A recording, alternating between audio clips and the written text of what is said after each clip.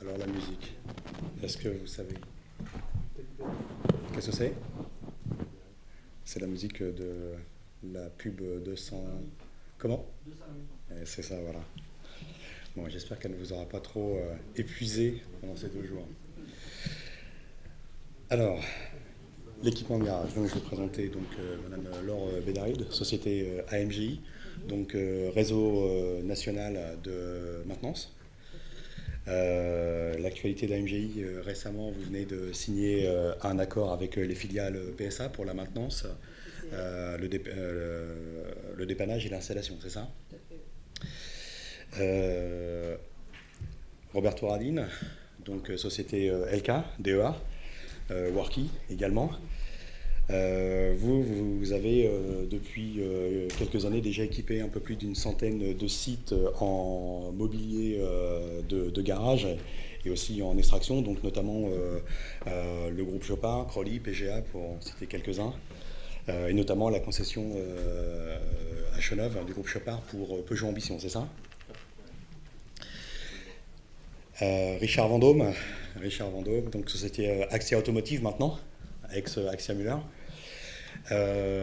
Vous venez de remporter sur le salon Equipoto le trophée d'or sur la connectivité, donc qui va être le sujet d'aujourd'hui, bien entendu. Et le volet réglementaire, société DECRA, Monsieur Roger Lemaître. Donc DECRA, c'est un acteur majeur dans la prévention des risques humains et professionnels. Alors, je vais demander à Diane de nous lancer la vidéo.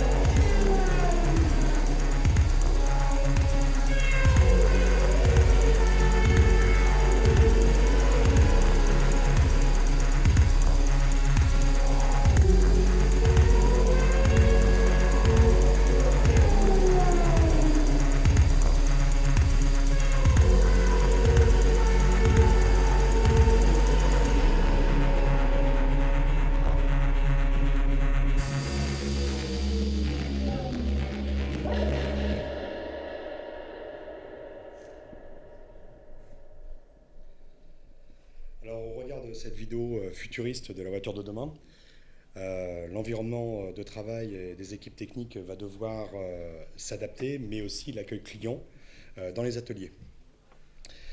Alors, doit-on passer par la réorganisation des postes de travail pour répondre à cette révolution?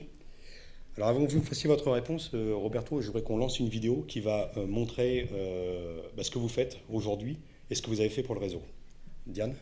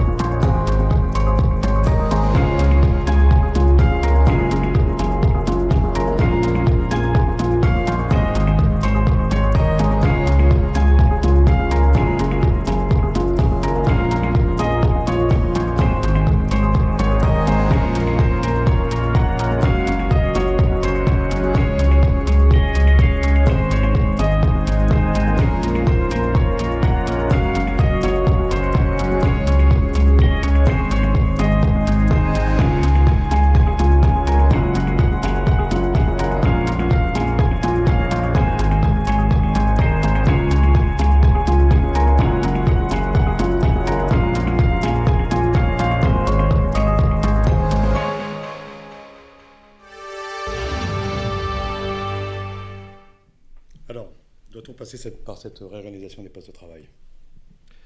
Bonjour à vous toutes et à vous tous. Je m'appelle Roberto Radin. Je suis responsable de la société Elka, donc société basée en France à côté de Lyon.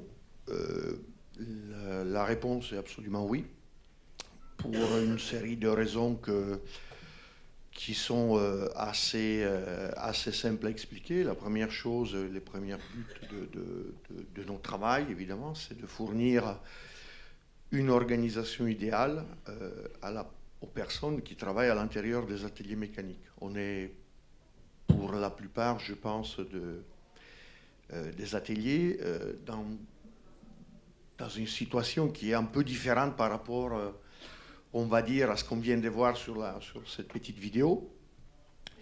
Et il est évident que le premier but, c'est de fournir un environnement idéal qui doit travailler pour pouvoir être productif et précis dans le travail. Donc ça, c'est évidemment la base de départ.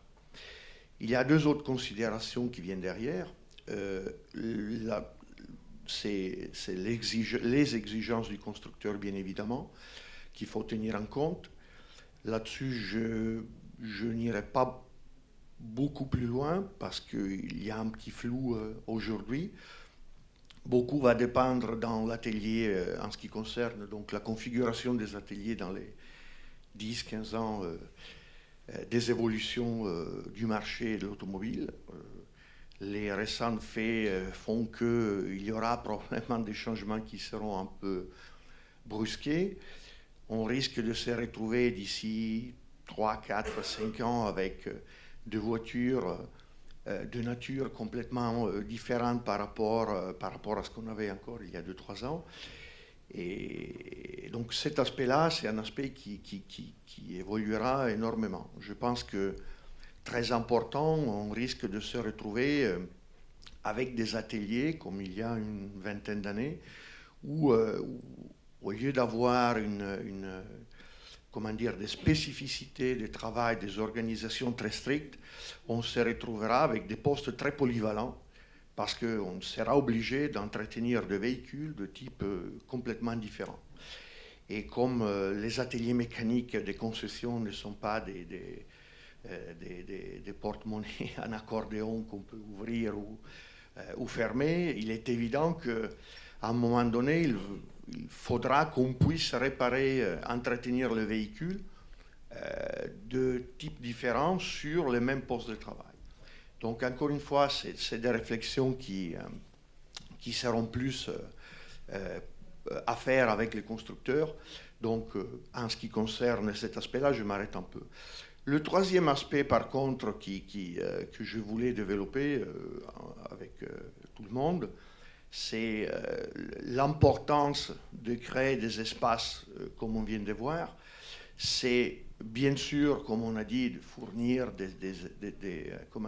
un outil important, développé, propre, à qui doit travailler, mais c'est aussi de le faire pour communiquer.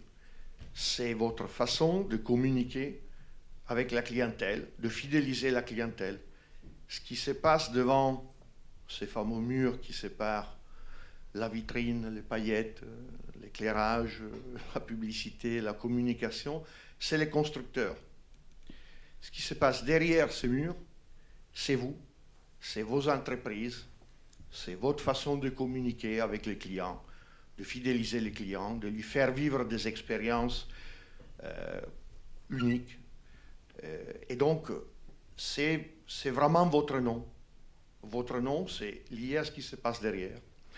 Donc, j'essaie toujours de mettre un peu l'accent là-dessus parce que c'est, à mon avis, très important. On a caché ce qui se passe derrière le mur pendant des années. Il est évidemment, à mon avis, très important de comprendre que c'est une opportunité, au contraire, pour communiquer avec les clients.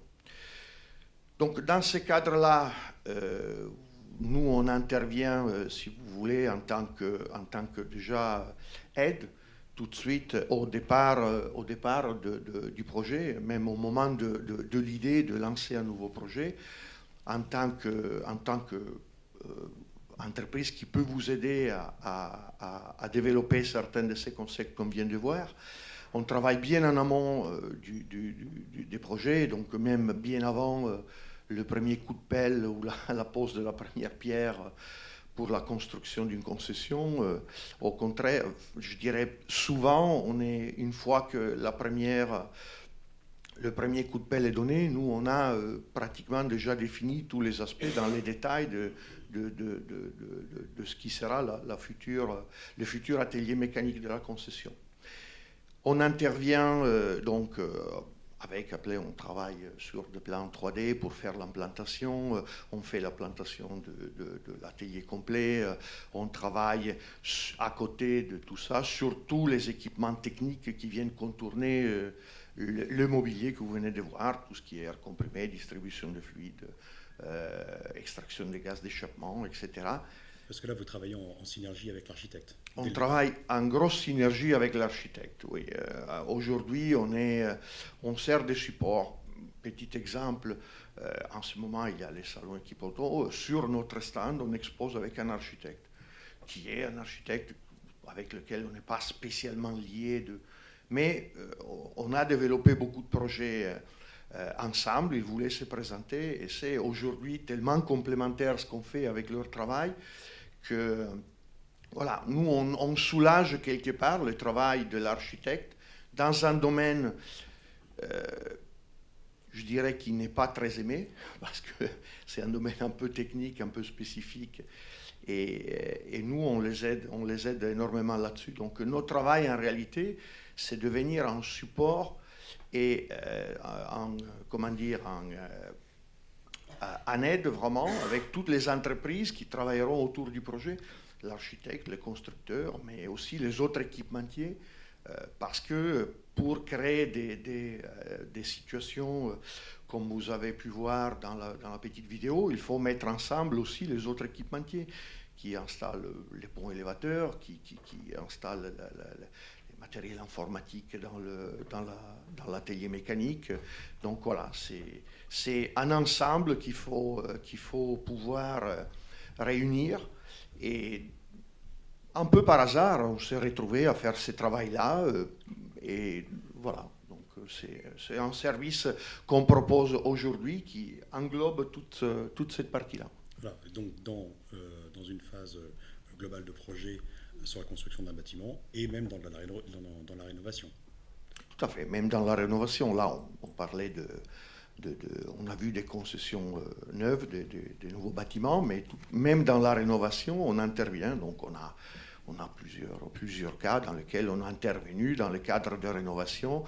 Et justement, une des facilités qu'on peut donner avec ce type de mobilier, ces aménagements que vous avez vus, c'est de réduire quelque part certains coûts, certains frais dans tout ce qui est rénovation de bâtiments, des murs, des sols, etc. Parce qu'on peut faciliter aussi cette tâche, quoi. Voilà. Et voilà, donc en fait, le bénéfice de l'aménagement des ateliers, c'est surtout aussi une chose, c'est pour faciliter la vie au quotidien des responsables d'atelier, en fait, clairement. Tout à fait, c'est la base. Ça, c'est sans doute la base du travail, c'est de dire on doit fournir un outil, dans le meilleur des cas parfait, pour que qui travaille à l'intérieur puisse se sentir épanouir, travailler correctement et surtout, évidemment, d'améliorer les performances des gens qui travaillent. Donc, c'est évident. Ça, c'est le premier but, la base de notre travail de tous les jours. Bien. Alors, l'aménagement est une chose. Par contre, derrière, on va avoir des évolutions, aussi bien du matériel de garage, mais aussi sur les véhicules de demain, les futurs véhicules, où on aura peut-être de plus en plus de connectivité, comme on a pu tout à l'heure sur la conférence précédente, donc parler de connectivité. Donc, vous, Richard, pour Actia, c'est une grosse partie de votre activité, la connectivité, vous y travaillez. Ce qui prouve que vous avez encore gagné un trophée cette année, donc c'est bravo. Quel sera le matériel de demain pour pouvoir intervenir sur ces futurs véhicules. Qu'est-ce qu'on peut attendre? Alors, je sais que vous nous avez préparé une vidéo. Je vais vous laisser d'abord un peu démarrer et ensuite on présentera la vidéo que vous allez nous commenter parce qu'elle est très complète. Et elle est très simple. Bonjour à toutes et à tous. Alors j'ai la délicate mission ce matin de vous transporter. Alors je vais essayer de vous transporter dans le monde, on va dire aujourd'hui, de la réparation automobile en France, on va dire dans de grandes généralités, et de vous transporter dans 2 ans. Qu'est-ce qu'on est en droit d'attendre dans 2 ans quand on est acteur, on va dire client, donc quand on est automobiliste, quand on est réceptionnaire, quand on est fournisseur de pièces détachées. Et ça va pas être un challenge très, très facile, donc j'ai essayé d'être le plus simple possible pour pouvoir vous emmener avec moi et vous amener à vous positionner par rapport à ce très beau véhicule qu'on a pu voir en introduction. Et donc il va bien falloir qu'on opère sur ce véhicule à un moment ou à un autre. Le groupe Actia est un acteur de la première heure en technologie de réparation automobile. On est l'inventeur de la valise de diagnostic qui était chez un de vos confrères, un cousin, on va dire, fabricant d'automobile, un peu jaune, je crois, dans le logo. Et on est surtout aussi un partenaire de PSA de la première heure en diagnostic, évidemment automobile, mais aussi un partenaire Unicap depuis les débuts. Si on peut lancer la vidéo. Donc je l'ai voulu simple cette vidéo pour bien pouvoir vous donner un état des lieux, par exemple aujourd'hui. Donc elle est coincée. La technique est avec nous. Oui. Alors je pars d'un constat très simple. Un automobiliste qui va avoir un besoin à un moment donné, un témoin d'entretien qui s'allume, et donc il va aller naturellement aujourd'hui contacter un professionnel de son choix pour pouvoir accéder à son besoin. Ce professionnel, il va utiliser des appareils pour pouvoir effectuer des opérations que je vais qualifier aujourd'hui de binaires. J'ai besoin de faire une recharge de climatisation, j'ai besoin d'un appareil pour faire cette recharge. Et ces différents appareils vont générer des retours et le professionnel devra se poser la question de la pièce détachée. Qu'est-ce que je vais proposer à mon client ? Il va se retourner vers un fournisseur de pièces détachées qui lui-même va se retourner vers un fabricant de pièces détachées. Et dans cette boucle-là, on va avoir évidemment la fourniture de cette pièce, mais par contre, il y aura toujours, si cette pièce est un petit peu exceptionnelle, un temps un petit peu plus long de prise en compte. Derrière ça, il va procéder à la réparation, effectuer une facture, et aujourd'hui, ce qu'on constate dans beaucoup de cas, c'est que le client ne comprend pas forcément ce qui a été fait sur son véhicule. Alors, non pas que c'est mal expliqué, mais que ce n'était pas forcément prévu. Ce qui se passe que dans le futur, quand la même chose va se reproduire, qu'il va avoir un besoin, il va essayer de comparer une offre, l'offre précédente par rapport aux offres qui s'offrent à lui. Dans 2 ans, ce qu'on souhaiterait, ce serait que l'ensemble des véhicules en France soient connectés au moment du besoin, c'est-à-dire on a un besoin d'entretien, ce véhicule est connecté et doit avoir un atelier, on va dire, de rattachement, un professionnel qui va pouvoir recevoir cette information et dire le véhicule a besoin de quelque chose. Quand le client se placera pour le rendez-vous chez le professionnel, il sera connu, bien réceptionné, puisqu'on aura exactement la connaissance de son besoin. Et les appareils, là, cette fois-ci, vont devenir intelligents, c'est-à-dire qu'ils vont aller capter de l'information sur le véhicule à travers des contrôles ultra rapides et pouvoir transcrire ces différents contrôles en fait, en pièces détachées, en besoins, en état du véhicule. Et c'est là où ça change complètement la perception en fait, du réparateur et de l'état du véhicule. On pourra dire à un client dans ses mots à lui, voilà où en sont les différents sous-ensembles. Et tout le monde autour de cette connexion-là, autour de cet état de véhicule, sera au courant. Tant le fabricant de la pièce détachée, tant le distributeur de la pièce détachée, que le garagiste. Autour de ça, il y a toujours un moment, une opération de réparation, toujours une facturation, c'est le nerf de la guerre. Et on a cet état de véhicule qui évolue à travers une petite application pour laquelle l'automobiliste sera au courant exactement de ce qui se passe sur son véhicule. C'est quoi la finalité de tout ça ? C'est qu'on puisse dans 2 ans en fait arriver au fait que tout le monde sait quoi, quand, comment. C'est les 3 fondamentaux aujourd'hui pour prendre une décision. Et à partir de là, l'information sera entièrement maîtrisée par le réseau qui utilisera cette technologie. À partir de là, ce réseau se mobiliser en termes de production, de campagne marketing, et surtout, et c'est bel et bien ça le but, dynamiser vos entrées ateliers et avoir une fidélité client qui ne s'érode pas avec le temps. On sait qu'il y a des cycles de vie du client dans les différents réseaux où on a des habitudes qui baissent avec le temps. Et si on informe le client logiquement sur l'état de son véhicule et qu'on entretient cette relation-là où je sais, donc je suis rassuré, donc je suis préparé, et donc au moment de la réception du véhicule, je serai plus enclin à faire telle ou telle réparation sur mon véhicule. Le souhait qu'on a, c'est bel et bien de développer cette fidélité dans le temps à travers des appareils ludiques, faciles à utiliser, et des véhicules certes connectés. Ça existe déjà aujourd'hui ou... Alors aujourd'hui ça existe et on a avec certains de vos cousins, notamment Automobile Citroën, déjà un atelier connecté dans la région de Nantes pour lequel on va dire les différents contrôles qui permettent d'aborder l'aspect pièces et on va dire préparation du véhicule pour le futur, c'est-à-dire tel et tel sous-ensemble sont à remplacer, à prévoir à court, au moyen ou long terme. Aujourd'hui, oui, c'est fonctionnel, mais on est à l'état de test avec Automobile Citroën. Alors dans d'autres réseaux, on va un petit peu plus loin aujourd'hui, puisque la connexion entre le DMS du client et les différents outils est opérante, et la ventilation et le transfert d'informations entre l'outil, par exemple, de diagnostic, de géométrie ou de recharge de climatisation fonctionne, et la remontée en fait du besoin du diagnostic qui est réalisé par l'appareil est bien remontée sur le DMS, pas encore sur une application smartphone, mais sur le DMS pour pouvoir échanger clairement avec le client et en toute transparence. Alors, c'est ce qu'on a déjà aujourd'hui un petit peu dans le réseau Peugeot avec le lancement de la station de charge bigaz homologuée PSA et la monogaz homologuée PSA, où on a ce module de pré-connectivité entre les appareils qui a été lancé. Voilà. C'est bien ça, oui.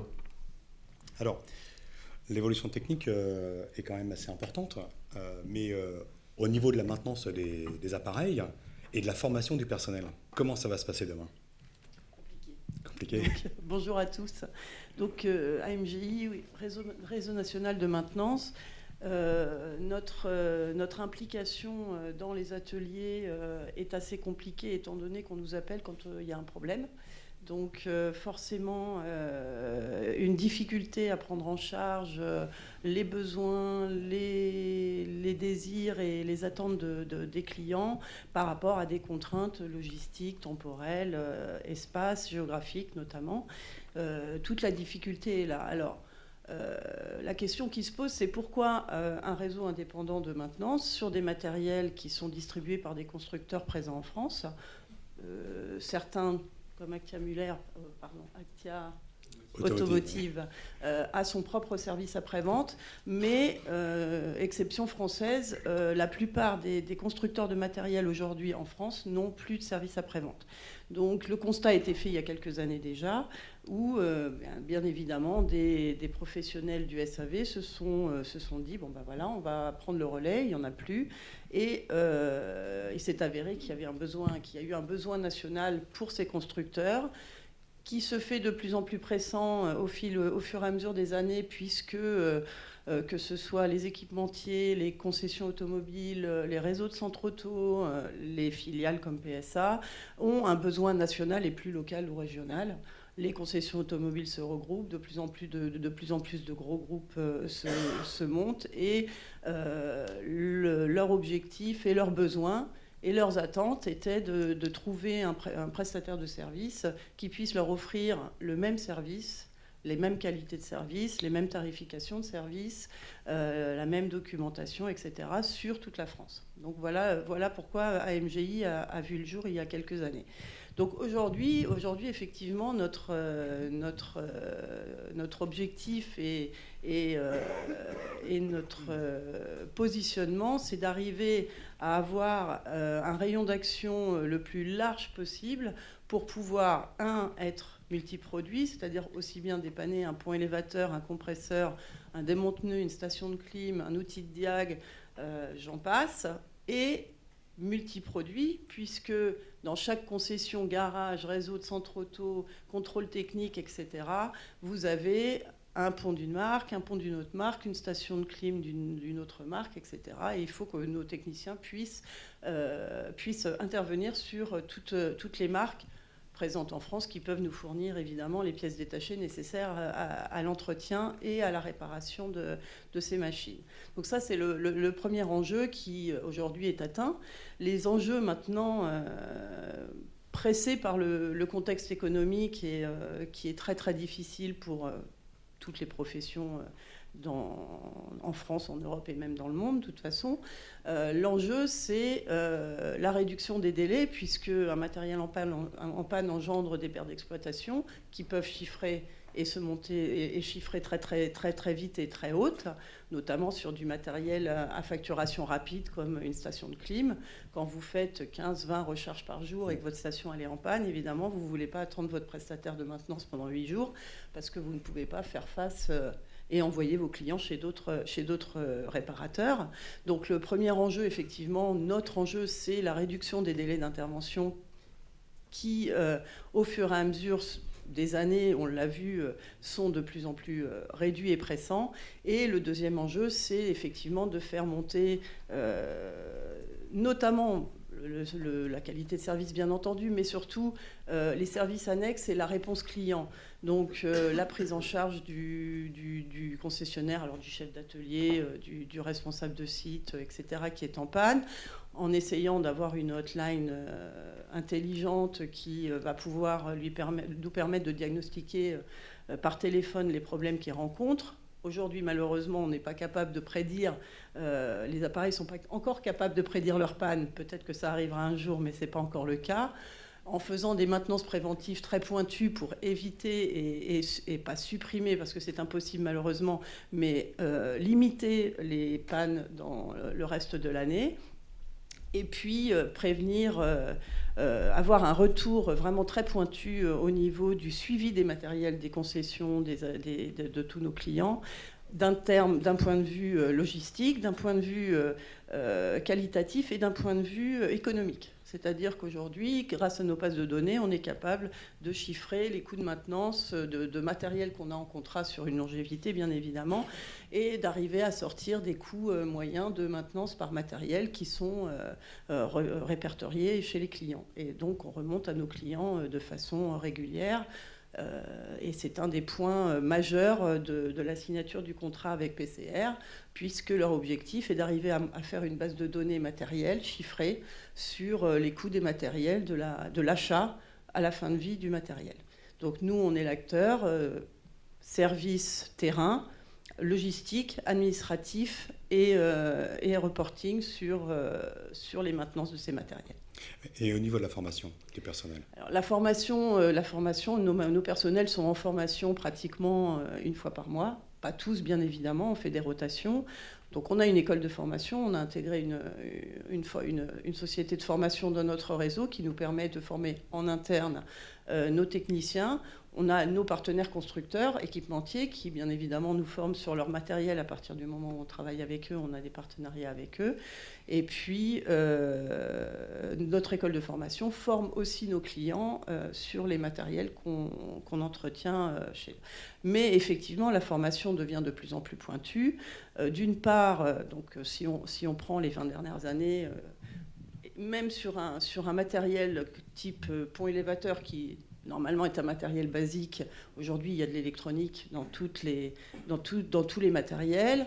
Aujourd'hui, on a 50% de notre activité dans le contrôle technique, les réglementations contrôle technique avec les remontées des informations au niveau des réseaux, les processus de communication qui changent sans arrêt, la réglementation qui évolue et qui est de plus en plus difficile, nous force à former nos techniciens sur des compétences dont on n'avait absolument pas besoin, notamment l'informatique, le réseau, la connectivité, qu'on n'utilisait absolument pas il y a quelques années.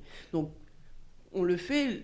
Nos partenaires constructeurs sont très, très présents pour nous aider à former nos techniciens, dans le sens où ils n'ont pas de service SAV. Nous sommes leur interface sur le terrain. Pas tous, bien évidemment. Nous sommes leur interface sur le terrain et c'est nous qui sommes leur pourparlers, en fait. Alors tout à l'heure, vous parliez de hotline. Je suppose que cette hotline vous permet de détecter un niveau 1 de panne. Mais dans une concession, est-ce que ce soit un mécanicien ou éventuellement le chef d'atelier, est-ce qu'ils sont habilités à pouvoir ouvrir le coffret où vous avez tous les raccords électriques, quoi que ce soit, pour pouvoir débloquer, je ne sais pas, une pièce X ou Y ou faire un shunt sur une borne? Est-ce qu'il n'y a pas un risque? Est-ce que s'ils le font, est-ce que ça engage la responsabilité de quelqu'un? Non, les hotlines sont vraiment pour diagnostiquer les problèmes. Un technicien, un mécanicien, tout dépend de ses degrés d'habilitation. Il va être habilité s'il a une habilitation électrique à ouvrir un coffret électrique.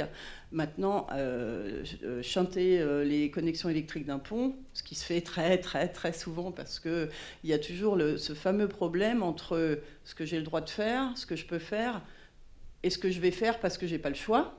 Malheureusement, ces trois positionnements ne sont pas toujours très cohérents, mais ils ne vont pas ensemble. Mais il y a aussi le facteur économique. J'ai mon client qui est à côté du pont élévateur et qui attend sa voiture parce qu'il part en vacances, et mon pont élévateur, il est resté bloqué avec la voiture dessus. Il va falloir que je trouve une solution. Nous, malheureusement, mainteneurs, on ne peut pas, je souhaiterais qu'on puisse le faire, et peut-être un jour ce sera possible, intervenir dans l'heure partout en France pour débloquer le véhicule. Maintenant, la plupart des matériels, on parle du pont élévateur, ont des procédures de descente d'urgence qui sont sans danger pour les utilisateurs. Donc nous, on se sert de ce que les constructeurs ont mis en place pour faciliter l'utilisation de leur matériel, pour aider les concessionnaires. Ensuite, le pont élévateur est un bon exemple, parce que c'est un peu un élément dangereux de l'atelier automobile. Donc bien évidemment, il y a des règles de sécurité à respecter. Ceci étant dit, les mécaniciens habilités par le chef d'entreprise à utiliser les ponts élévateurs connaissent leur matériel et savent l'utiliser aussi. D'accord. Donc, nous sommes là, nous, pour les guider.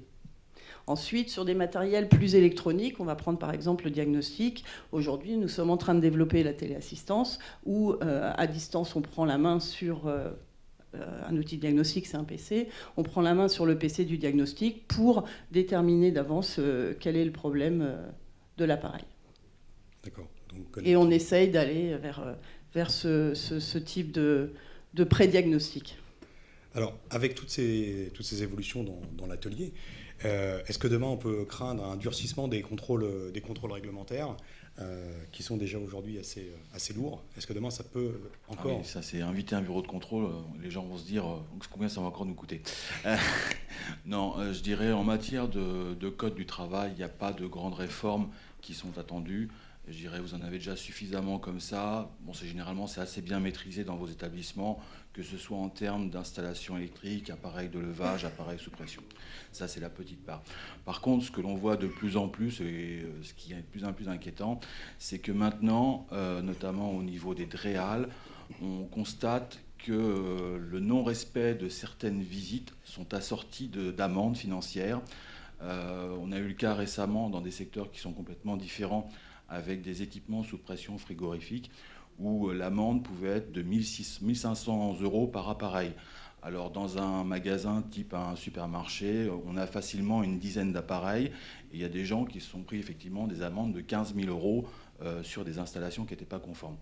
Donc je dirais le point de vigilance que vous devez avoir, c'est simplement un rappel, il n'y a pas de réglementation, les réglementations existent, c'est notamment sur tout ce qui concerne vos installations qui vont être soumises à ICPE, c'est-à-dire soit en exploitation, soit en autorisation, soit en déclaration. Surtout, assurez-vous que vous ayez bien fait les dossiers initiaux et que vous ayez bien fait aussi les différentes visites périodiques qui sont prescrites en fonction des rubriques auxquelles vous pouvez être assujetti. On peut donner quelques exemples de rubriques ? Oui, les rubriques, alors ça va concerner par exemple des ateliers qui vont être de plus de 2500 m². Ça va concerner par exemple des installations où vous allez faire de la peinture et vous allez consommer le seuil, je crois, de mémoire est de 10 kg par jour ou l'équivalent de 500 kg de solvant. Vous avez aussi les stations de carburant qui vont être soumises, et éventuellement des stations de gaz style GPL, mais là, il faut vraiment atteindre des gros volumes, donc il y en a très très peu, je pense, qui doivent être concernés. Donc ça, c'est un point. Et aussi un point qui est important, c'est à partir du moment où vous allez céder un établissement, ou en acquérir un, je dirais, si vous le cédez, vous allez devoir aussi remplir, à partir du moment où l'établissement a été soumis à ces déclarations, donner un certain nombre d'éléments à l'ADRIR de façon à les assurer que le bâtiment que vous remettez en vente et les sols sont propres. Donc ça, c'est un point très très important qui peut aussi vous concerner. Et aussi, notamment, lors de l'achat, on propose un certain nombre de prestations qui sont quasiment du due diligence, qui sont généralement les prestations environnement, les prestations clos couverts du bâtiment, de façon à savoir soit ce que vous achetez, soit savoir ce que vous vendez. Bon, ça, ce sont les grands points de la réglementation. Je dirais, il y a quelque chose aussi, alors là, je sais pas, la date du 27 septembre, ça évoque quelque chose pour vous ? Parce que le 27 septembre, théoriquement, c'était la date limite pour les remises des ADAP avec les diagnostics handicapés. Alors je sais que les personnes à mobilité réduite ne sont pas forcément légion de vos clientèles. Néanmoins, en tant que RP, vous êtes soumis à cette réglementation.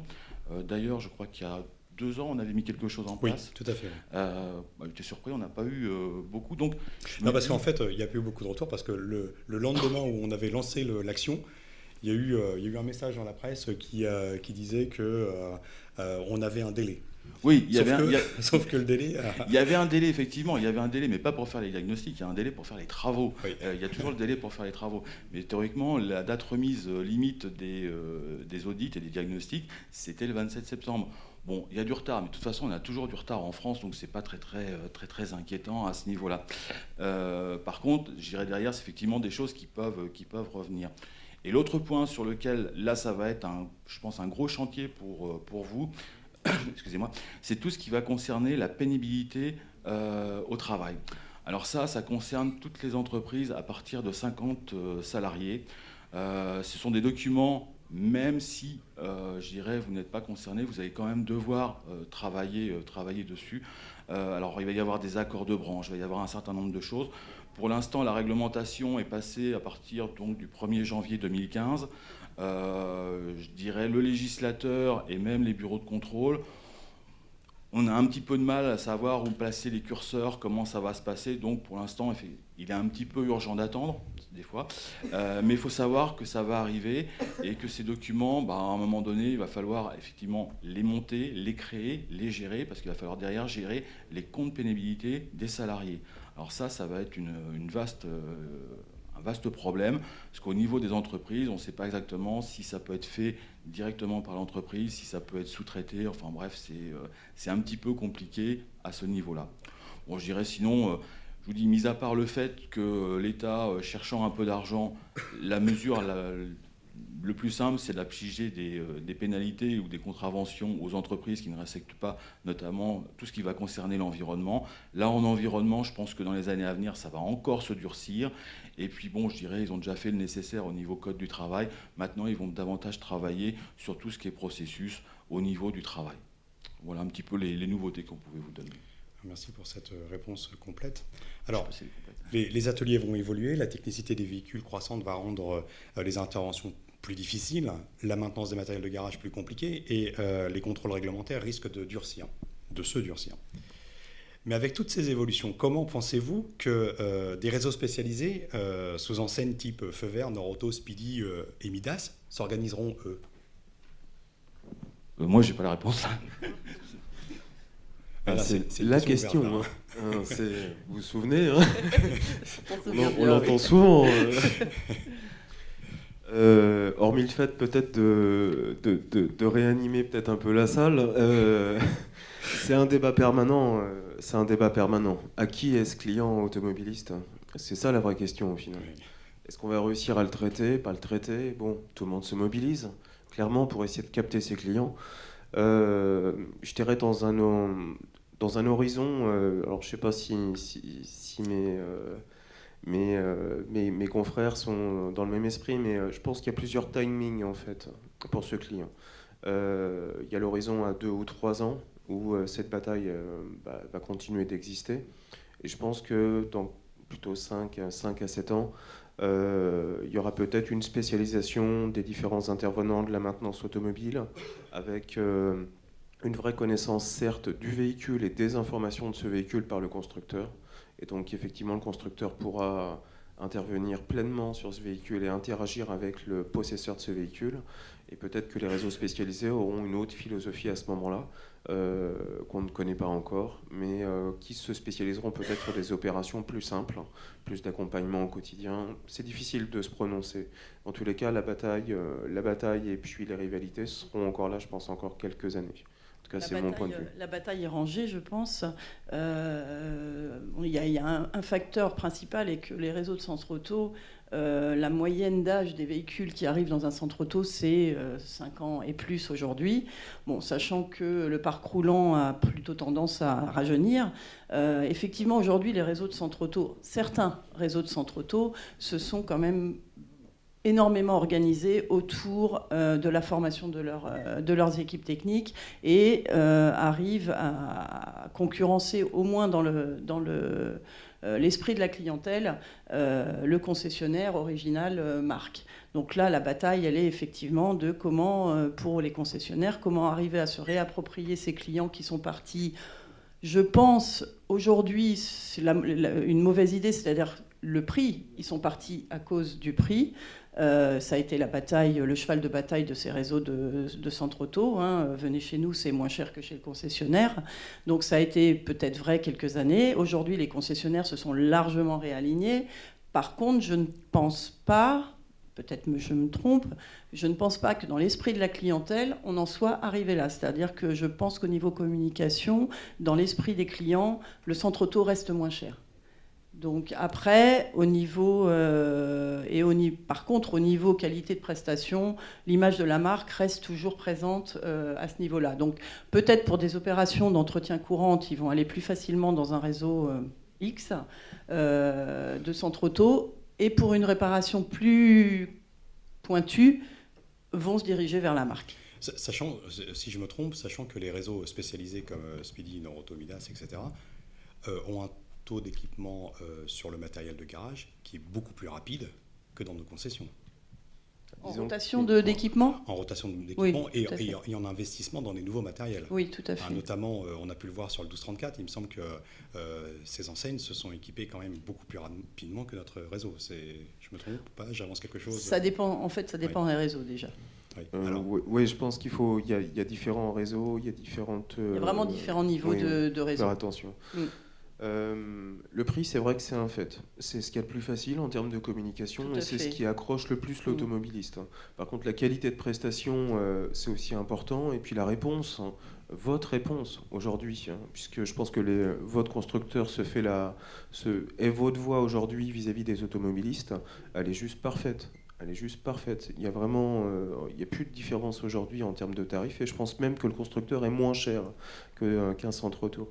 Et quand moi j'insiste à essayer de vous passer le message que la connectivité des appareils et la connectivité de l'automobile et la manière dont on va dialoguer sur l'automobiliste en se mettant enfin à sa portée, parce qu'on fait tous des efforts. Et l'accueil. On fait des efforts en termes de communication pour pouvoir passer de l'information technique automobile à un utilisateur, c'est pas facile.